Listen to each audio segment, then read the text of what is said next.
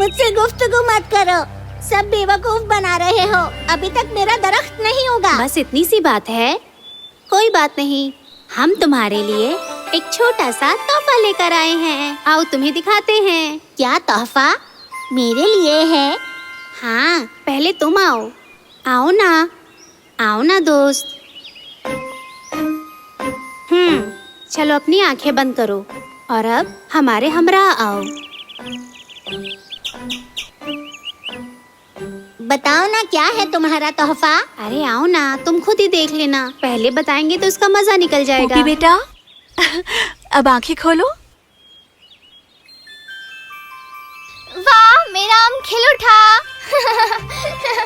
मेरा आम खिल उठा। जब ये बड़ा होगा और पेड़ बनेगा तब हम सब लोग आम खाएंगे। अरे सब्र रखो, उसे बड़ा तो होने दो।